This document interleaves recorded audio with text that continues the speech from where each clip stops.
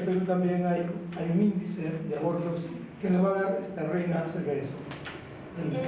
Bueno, en el Perú y en todo el mundo pocos temas son controversiales como el aborto. Nuestro país, Perú, tiene un código penal que prohíbe el aborto, pero salvo cuando la mujer corre peligro o cuando es en casos de violencia o quizá cuando el feto cuando sufre serias malformaciones. Las estadísticas oficiales alemanas hablan de 114.000 abortos durante el año, tomando en cuenta que en Alemania tiene 82 millones de habitantes, la mitad de ellos mujeres. Podemos hablar de un aborto por cada 360 mujeres. En el Perú, con alrededor de 28 millones de habitantes, tendríamos como mínimo un aborto por cada 38 mujeres. Muy bien. Moisés, ¿cuáles ya Roberto nos dijo las causas del aborto? ¿Y usted nos puede mencionar acerca de las consecuencias del aborto? No, es un gusto. Tenemos una sociedad que cada vez más se deshumaniza. Una sociedad que se vanagloria de salvar a Caín, pero no permite el derecho de la vida de Abel.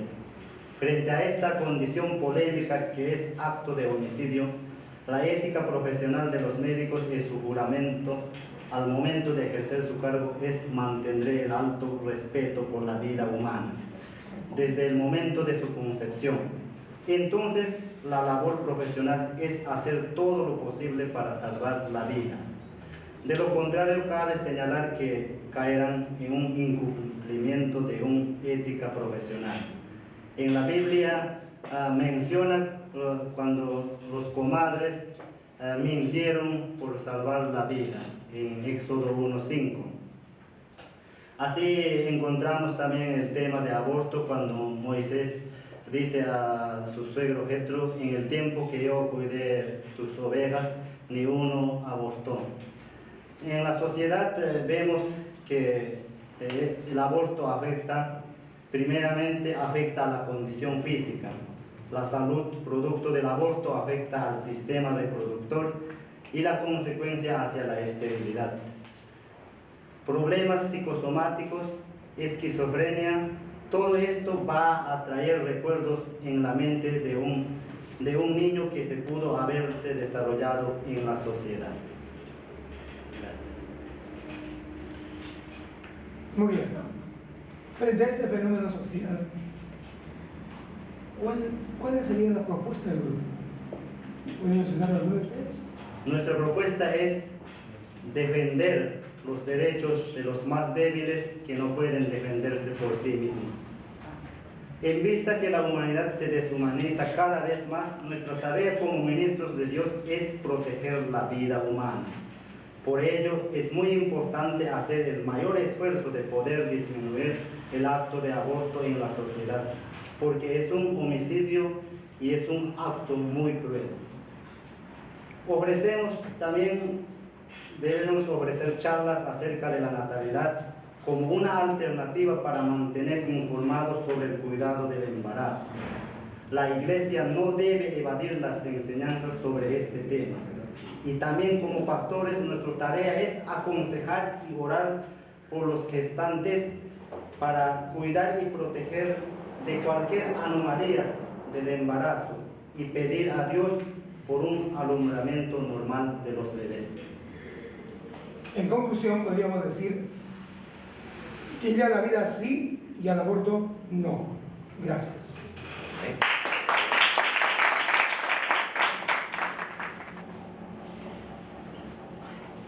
Hoy nos toca tratar también el asunto de la prostitución.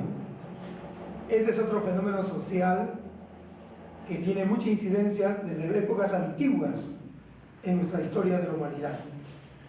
Y tenemos aquí presente a Wilfredo Tenorio López, a Milagro Guamaní, Jara y a José Orbegoso para disertarnos acerca de este fenómeno social. Wilfredo Tenorio, ¿cómo define usted la prostitución? Bueno, la prostitución es el acto de participar en actividades sexuales a cambio de dinero o bienes. Este tipo de heterosexual, homosexual y transexual. Esta palabra proviene del latín prostitutio, que tiene el mismo significado que el actual, y a su vez proviene de otro término, prostituere, que significa literalmente para la venta. Esto ha sido calificado eufemísticamente como la profesión de antiguo mundo. Ahora hablemos formas de prostitución. Vemos en forma de prostitución femenina y masculina. Son los que venden sus servicios sexuales por dinero u otros intereses materiales. Muy bien. Milagros tiene que hablarnos acerca de los niveles de prostitución y las causas y consecuencias de ello. Muy buenas tardes, queridos televidentes. En esta oportunidad voy a dar un detalle de los niveles de la prostitución. Tenemos 3 niveles de prostitución en nuestro país, que son el nivel bajo, ya que le ofrecen un servicio para que puedan llevar un apoyo económico a su familia. El nivel medio son las personas que brindan este servicio para que puedan estudiar o mantener su profesión. Y el nivel alto para que puedan tener más ingresos o comodidades. Como vemos, las causas por falta de recursos económicos, por esa razón muchas señoritas jóvenes se dedican a este servicio. Una de las causas, bueno, proviene de los valores inculcados en el hogar, en la familia, y también el bajo nivel educativo. Las consecuencias son muy penosas porque les transmiten enfermedades venéreas a las personas que optan dirigirse a consumir este servicio, ¿no? También es letal porque puede ocasionar la muerte, y porque de esa manera algunos clientes, como no lo satisfacen las señoritas, entonces pueden optar golpeándoles, dañándoles, ¿no? También otra consecuencia es el VIH, la enfermedad, ¿no? El SIDA. Es muy riesgoso, como le dije, ya que puede atentar con su propia vida. El hermano José Orbegoso nos va a hablar acerca de la prostitución religiosa. Gracias. La prostitución religiosa ya se practicaba inicialmente en Sumeria, desde el siglo XVII a.C. En la antigua Mesopotamia se reconocía la necesidad de proteger los derechos de propiedad de las prostitutas. Y también se dice que la prostitución ha estado presente en varias culturas, por ejemplo, en Cerdeña, Cilicia y en Finicia. Se practicaba como un rito religioso dirigido a la diosa Astarte, y luego fue extendido por todos los puertos del Mediterráneo. Y también en Israel era muy común, a pesar de estar expresamente prohibida por la ley judía. En el reino de Canaán existían formas religiosas.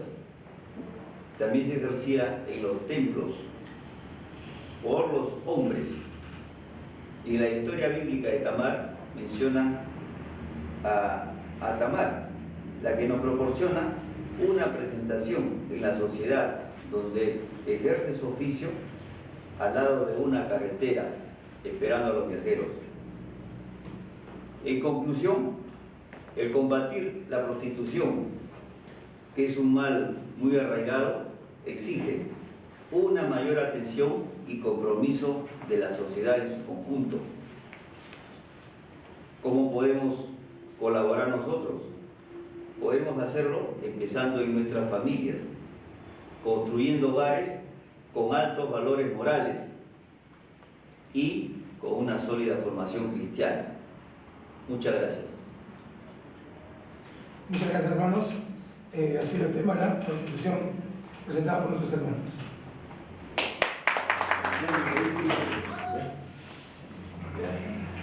Que tengan todos muy buenos días. Les saludo a sus amigos Oscar. Este es su programa número 1 en la noticia. En esta mañana vamos a hablar de un tema muy polémico sobre la violencia en el hogar. Comenzaremos con el periódico Perú 21. En su columna ciudad titulada Violencia en el hogar en Namibia, el plan de seguridad ciudadana y convivencia social no solo contemplará acciones contra el crimen, también incluirá medidas que buscan frenar la violencia en los hogares. Así señaló Eduardo Pérez Rocha, secretario técnico del Consejo Nacional de Seguridad Ciudadana. Bien, compañeros, vamos a seguir con los datos sacados del internet. Dice que el 53.6% de los problemas familiares en el distrito de Lima, principalmente en San Juan del Lurigancho y Ate, terminan en actos de violencia, llegando hasta la agresión física, informó el doctor Mauro Reyes Acuña, titular de la Dirección de Salud DISA. Del total mencionado, el 12.1% está compuesto por agresiones sin motivo. Los hombres tienen mayor participación en estos hechos, con un 12%, mientras que el índice de las mujeres se ubica en el 9.1%. Cabe indicar que la mayor proporción en el distrito de Ate se presenta en la zona de Huaycá. Enseguida veremos que la Biblia, que es la palabra de Dios, nos va a poner también acerca de este tema, nos va a mencionar. Dice que el esposo tiene que amar a su esposa como se ama a sí misma. Ha de tratar de la misma manera que Jesús trata a sus seguidores. Jamás debe golpearla ni maltratarla de manera alguna. Al contrario, debe honrarla y respetarla. A mí me ha tocado hablar sobre el maltrato. Yo hago esta pregunta: ¿qué es el maltrato? El maltrato se define como un acto intencional dirigido a dominar, a controlar, a agredir o lastimar a alguien. El maltrato es un acto que, ya sea que se dé una sola vez o se repita, puede ocasionar daño irreversible. Según la estadística del Ministerio de la Mujer, por el maltrato violento de parte de los esposos o de parte de los que conviven, 120 mujeres han muerto a causa de ese maltrato violento. Pero ¿cómo afecta este caso a la sociedad o comunidad? Este problema afecta en su mayor proporción en los niños que muestran problemas psicológicos, motivado a que su único refugio sea la droga, el alcohol, la prostitución, el pandillaje, y todo esto hace que haya menos progreso en el Perú, pobreza. Pero también tenemos una propuesta. La propuesta es la siguiente: que las iglesias reconozcan que no son pastores solo de iglesias, sino también de su comunidad. Por medio de su ministerio de damas y también de caballeros, mantenga un trabajo pastoral eficientemente en las familias que tengan este problema. Acompañar nuestros mensajes, da enseñanzas sobre este tema y, en caso de llegar a mayores, denunciar ante las autoridades pertinentes. Jimmy. Bueno, quiero hacer una pregunta a la señorita Yanina. ¿Por qué muchas veces los hijos se oponen en contra de los padres cuando no les dan lo que piden?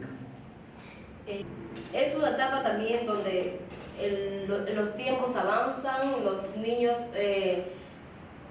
comienzan a despertar, ya sus ideas, sus pensamientos son diferentes. Entonces, como que hay en una forma, una parte contraria contra los padres, porque sus ideas llegan a ser diferentes a los padres.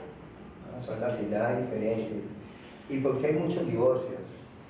Los divorcios se dan mayormente por la baja economía que hay muchas veces en los hogares, también porque no hay un diálogo tanto en comunicación, ¿no?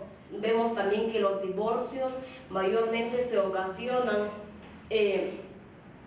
sexualmente, ¿no? Cuando, por ejemplo, la pareja no hay una comunicación amplia donde puedan coordinar.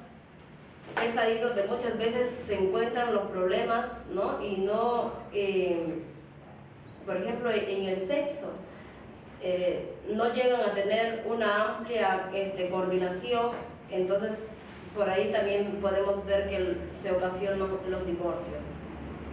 Muy bien. Quisiera también hacerle una pequeña pregunta al hermano Alfredo Mejía. ¿Cómo se define el maltrato?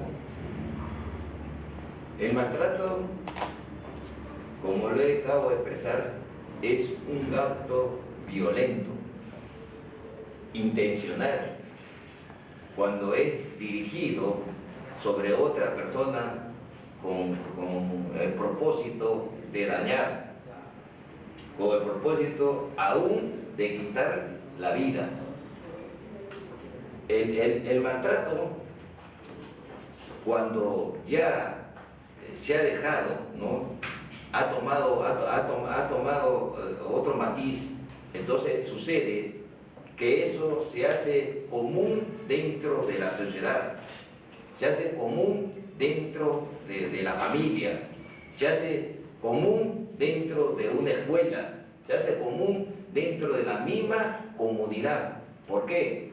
Porque el maltrato, ¿no? comienza de una manera suave, pero después se va expandiendo cuando ya no se puede controlar. Vemos en los hogares de los niños agredidos, de los niños que por el maltrato de sus propios padres han sufrido hasta la muerte. Hay un índice de pirañas. ¿Por qué? Porque existen los famosos pirañas. Vemos que ¿por qué han huido de su casa? Muchos han huido por ese maltrato de los padres sobre ellos. Por eso que en nuestro querido Perú, ¿no? eso va creciendo, va tomando una fuerza incontenible, que cuando se quiera poner situación o quiera ponerse un remedio, va a ser demasiado imposible, porque vamos a estar, ¿no? con un 80 o 70 de hogares destruidos por falta de ese maltrato familiar. ¿Dónde o cuándo se puede dar una situación de maltrato? El maltrato puede darse en muchas situaciones. Vemos en las mismas escuelas cómo el compañero maltrata al otro compañero, ¿no? Cómo el alumno sufre maltrato por el mismo profesor.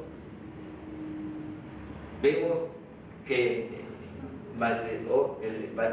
en otro lugar que se pueda dar el maltrato es en el lugar de trabajo. El compañero no está de acuerdo con lo que yo estoy haciendo y viene la ofensa, y de la ofensa llegan a los hechos y llegan a los golpes que muchas veces causan daño, muchas veces hasta la muerte. En otro lugar que se puede dar es la misma comunidad, en la que usted tiene su casa limpia, pero viene el vecino y le pone la basura. Y si usted reclama, el vecino le va a contestar a usted con una frase violenta. Es por eso que, para el bien de todos nosotros, la iglesia debe ser un medio de comunicación hacia la comunidad, ¿no? Llamándolo o concentrándolo, dándole las charlas necesarias para que la iglesia también sea partícipe, ¿no? Y pueda también mediar en los asuntos de la comunidad. Muy bien. Quiero hacerle una pequeña pregunta a Oscar. ¿Por qué se dan los problemas en el hogar? Muy buena pregunta, hermano Jimmy. Los problemas se dan por muchas razones, pero principalmente por cuatro.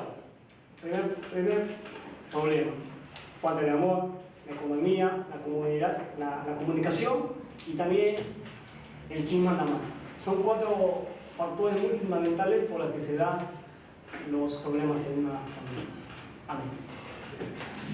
Amigos, amigas, el día de hoy vamos a conversar sobre un tema muy penoso, que es el suicidio, que es un mal social que se encuentra muy latente en estos tiempos, en todas las edades. Y para ello, este equipo de hermanos nos va a ilustrar, nos va a explicar muchos puntos con respecto al tema del suicidio. En primer lugar, presento al hermano Ives, quien estará dando por inicio a esta conversación. Gracias. El suicidio, según el diccionario, es cuando la persona se quita la vida voluntariamente y arriesga su vida conscientemente. También la mayoría de las personas se suicidan por decepción amorosa, depresión, alteraciones mentales, crisis económico, etc. Luego, para el judaísmo, el suicidio es pecado y el cadáver del suicida no se entierra con lo demás. La Iglesia Católica lo ve como un pecado, asume el no matarás, lo aplica a uno mismo, es decir, no matar a otro y tampoco quitarse la vida a sí mismo. La cultura maya veneran al Ibat, a la diosa del suicidio. Voy a mencionar 3 tipos de suicidio.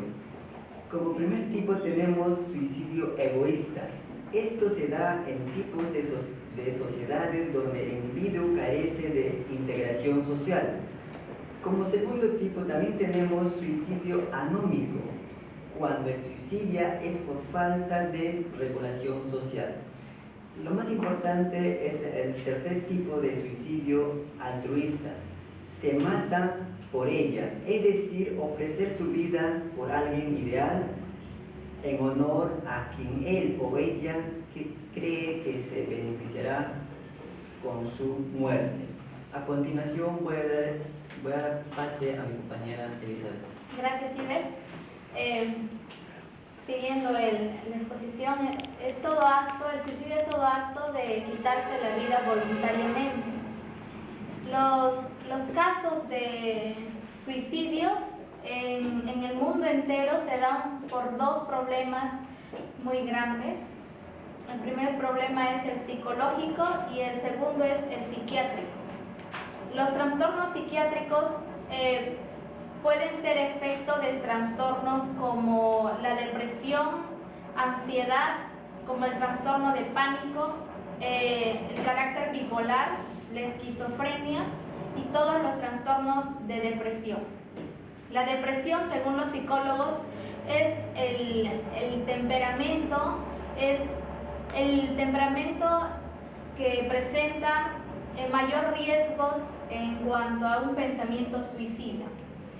Voy a enfocarme en el suicidio en la adolescencia. Es un proceso de cambios a todo nivel corporal, psíquico, afectivo y familiar y social. Como sabemos, los adolescentes adolecemos de pensamientos inestables, las emociones están inestables, desequilibradas, es por eso que tendemos a tener pensamientos suicidas. ¿Ezequiel tiene algo más? Bueno, buenas tardes a todos. Primeramente voy a explicar acerca del Dios de la vida, quien está preocupado por todo lo que nos pasa, pues a Él lo importamos integralmente y por ese motivo demostró su amor por medio de Jesús, quien vino a morir en la cruz por nosotros. Entendemos que la vida tiene muchos problemas, pero hay que aceptar que los problemas también tienen solución. Aunque no es fácil deshacerse de un problema, o aún más cuando uno no es cristiano y no ha tenido experiencia personal con Jesús. Dios ayuda, por lo tanto, no se conoce al Dios de la vida. Con esto no estoy diciendo que Dios solamente ayuda a los que se acuerdan de Él, sino es tan importante la ayuda de Dios de la vida en todas nuestras dificultades. Por eso es importante acudir ante Dios, porque Él es un Dios bueno y misericordioso, que nos dio la vida y quiere que la cuidemos y la preservemos hasta cuando Él decida que nosotros vayamos a su presencia. En segundo lugar, toda la gente alguna vez ha pensado en quitarse la vida como una alternativa para escapar de los problemas. Es un pensamiento fácil el de quitarse la vida, pues así creen que saldrán y evitarán darle la cara a situaciones difíciles. Por eso nosotros estamos para ayudarle a las personas con problemas y depresiones. Debemos capacitarnos para ayudar a las personas con problemas y sacarlos de este pensamiento abrumador, porque Dios está atento a todo. Solamente tenemos que tomar la iniciativa de acudir a favor inmediatamente. Si nos capacitamos y ayudamos a las personas en sus épocas de crisis, podemos salvar a mucha gente en este riesgo de quitarse la vida. Y este es el lema que yo siempre tengo en mi vida. Les voy a leer. No hay que decirle a Dios, tengo un gran problema, sino al problema hay que decirle, tengo un gran Dios de la vida. Muchas gracias. Muy bien. Después de esta breve exposición, solamente me gustaría concluir con dos preguntas puntuales. Ezequiel, que nos ha expuesto la importancia de tener presente al Dios de la vida en nuestro mensaje. Pero Ezequiel, puntualmente, si es que viene una persona y te dice a ti, mi hermano, ya no aguanto más, voy a suicidarme, ¿no? ¿Tú cómo le convences a esta persona que no lo haga? Muchas gracias, hermano.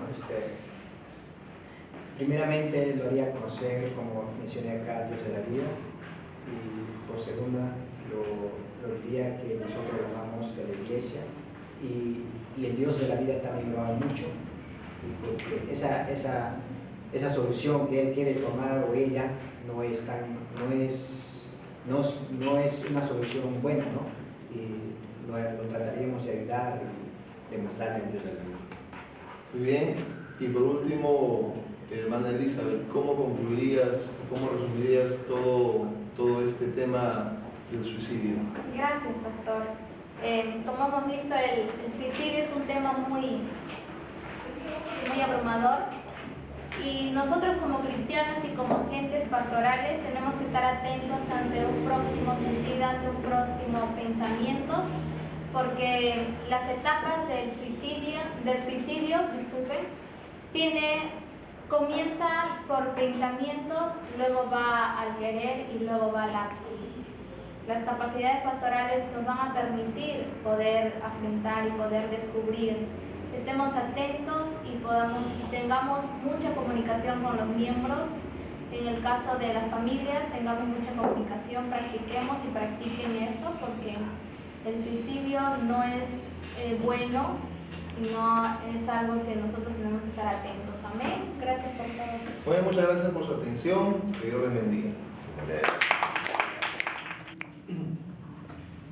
Muy bien, amados hermanos y amigos. Hoy nos toca hablar acerca de la violencia en un término general. Así que para tener precisiones vamos a pedir a Eber Makuyama que nos defina qué es la violencia y que también nos mencione algunas características de la violencia. Gracias, doctor Martía. Bueno, violencia para mí es una acción de violentar o actuar con violencia.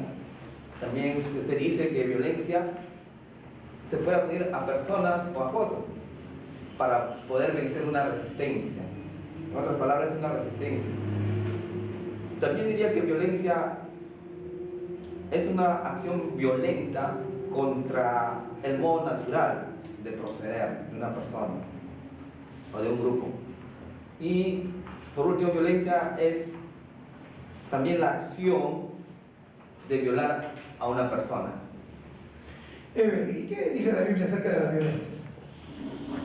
Bueno, en Salmos capítulo 10, el versículo 5, nos dice: Jehová aprueba al justo, pero al malo y al que ama la violencia, su alma aborrece. Ahora, ¿qué nos quiere decir la Biblia con respecto a violencia? O a este tema que es muy importante.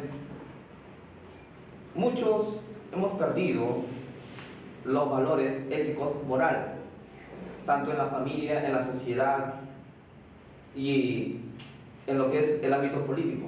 Hemos perdido los valores. Por eso que al no tener los valores presentes en nuestra vida genera violencia. Es ahí donde dice la Biblia: Jehová aprueba al justo. Si nosotros no actuamos con justicia, pues la violencia va a estar siempre. Y para eso yo tengo algunas características acerca de este tema. Lo voy a mencionar en esta oportunidad, porque dice algunos estudiosos del tema de violencia dicen que la violencia no es natural, sino que viene por naturaleza. Pero yo digo que la violencia no es natural, porque viene ya como algo, diría, agregado, ¿no?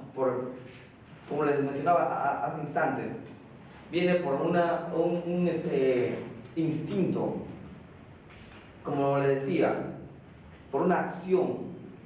Entonces, es ahí donde nace la violencia. Por eso que la violencia no es natural. Y en segundo lugar, o segunda característica, la violencia es dirigida e intencional. ¿Cómo es esto? Puede iniciarse a través de un insulto o un golpe. Entonces, es ahí donde se dice que la violencia es dirigida o intencional. Es ahí donde se produce la violencia. Y esta es como segunda característica. Y en tercer lugar, la violencia pues se basa también en un abuso de poder. Entonces, estas es algunas de las características acerca de la violencia. Muchas gracias. Muy bien. Tenemos a Wilmer Tanero López y él nos va a mencionar los tipos de violencia. Bueno, tipo de violencia se ejerce de diferentes maneras. Como primer tipo hay la violencia verbal, que incluye los insultos, los gritos, las palabras hirientes u ofensivas, las descalificaciones, las humillaciones, las amenazas, los piropos agresivos que causan molestia. Como segundo tipo hay la violencia emocional. Es la más difícil de identificar porque no deja huellas en el cuerpo, sino en el ser interior de la persona. A través de las palabras, gritos, malos tratos, faltan de atención, silencio y chantajes que buscan denigrar, intimidar, amenazar o manipular a la persona. Aunque aparentemente no dañan, lo hacen profundamente destrozado a la autoestima y la estabilidad emocional. Como tercer tipo hay la violencia económica, que consiste en el control o restricción del dinero o de los bienes materiales como forma de dominación o castigo. Como cuarto tipo hay violencia física. Son actos que dañan el cuerpo y la salud física. Este tipo de violencia muchas veces deja cicatrices, enfermedades que duran toda la vida y lesiones leves o severas que incluso causan la muerte. Como quinto punto o tipo hay violencia sexual. Esto